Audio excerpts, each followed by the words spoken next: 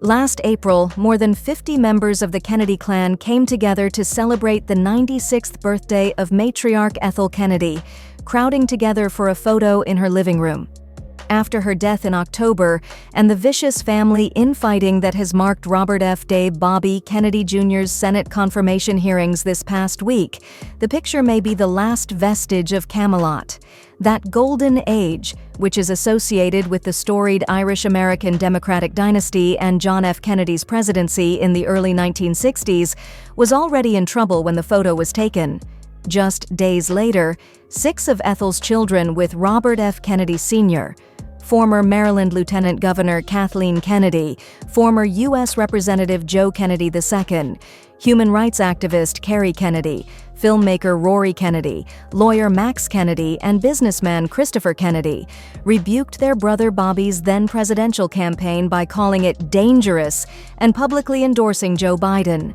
Now, though, what we're seeing is the self-destruction of the Kennedy family. Lawrence Leamer, author of The Kennedy Women and the Kennedy Men, told the Post. For 3 generations, they were holding together against the world and wouldn't dare speak out against each other. That's over.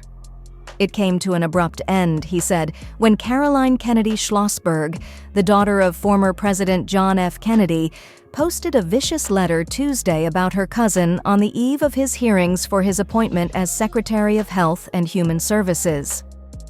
"I've known Bobby his whole life," said the 67-year-old former ambassador to Australia. "It's no surprise that he keeps birds of prey as pets because Bobby himself is a predator." In urging senators to reject his nomination, she went on to air more dirty laundry, including blaming RFK Jr. for getting other Kennedy family members hooked on drugs. But siblings and cousins who Bobby encouraged down the path of substance abuse suffered addiction, illness, and death, she wrote, while Bobby has gone on to misrepresent, lie, and cheat his way through life. Caroline's letter was praised by her cousin Maria Shriver, whose mother Eunice was a sister to RFK and JFK, and promoted on social media by her son Jack Schlossberg, 32, who trolled Bobby on Instagram, juxtaposing clips of famous speeches by JFK and Ted Kennedy, with senators grilling his cousin at the hearings. "Vote no on Junior," he posted to his 539,000 Instagram followers on January 29. He also posted a video of himself to X making fun of RFK Jr.'s spasmodic dysphonia, a neurological disorder that affects his speech. Leamer slammed the comments made by both Caroline and her son, the Harvard-educated grandson of JFK. "The language that they are using is so un-Kennedy-like," said Leamer. "There are other ways to make your point." Bishop Juan Carlos Mendez, a friend of RFK Jr.'s whose grandmother and great-grandmother knew the Kennedys in Massachusetts, agrees. "I don't think the family will ever be able to come back to what it was, especially after this," said Mendez. But Jerry Oppenheimer, author of The Other Mrs. Kennedy, an intimate and revealing look at the hidden life of Ethel Kennedy and RFK Jr., The Dark Side of the Dream, said the family has a long toxic history of infighting. It's just that back in the day, before and after the myth of Camelot, the internal battles were mostly kept quiet by an idolizing, gushing mainstream media, Oppenheimer told the Post. In fact, he said, the bitterness between Caroline and RFK Jr. goes back decades to the battles between their mothers, sisters-in-law Jackie Kennedy Onassis and Ethel Kennedy. Ethel despised Jackie, made fun of her, even down to the size of her feet, calling them clodhoppers, Oppenheimer said. Jackie returned the artillery, banning young John and Caroline from spending time with Bobby and other of Ethel's wild brood. And on it went. The feud continued to women's offspring. When John F. Kennedy Jr. was running George magazine, he published a torrid 1997 editorial denouncing 2 of Ethel's sons, Joe for his tangled marital affairs and Michael for a seamy sex scandal with a babysitter. The piece called them poster boys for bad behavior, Oppenheimer recalled.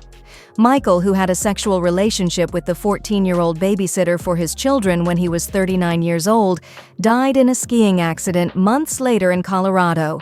A former Massachusetts congressman, Joe, now 72, divorced his first wife, Sheila Brewster Rauch, and then sought to have the marriage annulled 2 years later so that he could marry former staffer Anne Elizabeth Beth Kelly in a Catholic church and also take communion.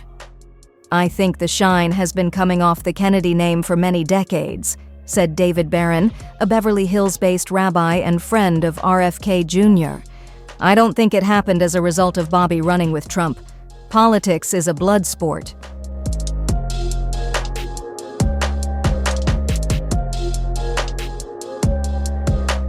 However, it certainly escalated when he tied himself to Donald Trump. After Bobby dropped out of the presidential race as an independent and endorsed the Republican candidate, 5 of his siblings released a statement calling it a betrayal of the values that our father and our family hold most dear. It is a sad ending to a sad story. The public war between Bobby and most of his siblings dates at least back to his 2018 announcement that he didn't believe that convicted killer Sirhan had acted alone in assassinating their father, Robert F. Kennedy Sr., in 1968. Bobby, along with his brother Douglas, a Fox News Channel reporter, later said he supported parole for Sirhan, going against his own mother's wishes. A year later, siblings Kathleen and Joe, along with Kathleen's daughter Maeve, who died in a sailing accident in 2020, penned a public letter denouncing Bobby's views on vaccines, calling them deadly. Last year, Dan Moldea, who wrote The Killing of Robert F. Kennedy, an investigation of motive, means, and opportunity, told the Post he believes that the crusade for Sirhan's parole, which was rejected by California Gov. Gavin Newsom in 2022 and denied again in 2023, was the straw that broke the family's back. For her part, family matriarch Ethel Kennedy tried to hold on to the Camelot brand, but she was a do-nothing matriarch, said Oppenheimer, who interviewed dozens of Kennedy insiders for his books on the family. Her sole role in life appeared to be devotion to RFK during their marriage and be the highly visible devoted widow after his assassination. He told the Post, "I don't believe Ethel's death last year in any way changed what had become the downward spiral of what had once been viewed by most of America as its royal family." Lemur agreed. "It's immensely sad to see how this journey is ending," he said. One Palm Beach socialite who has known members of the Kennedy family for decades compared Caroline's decision to write the letter to a suicide bomber willing to blow herself and her family up just to bring down Bobby,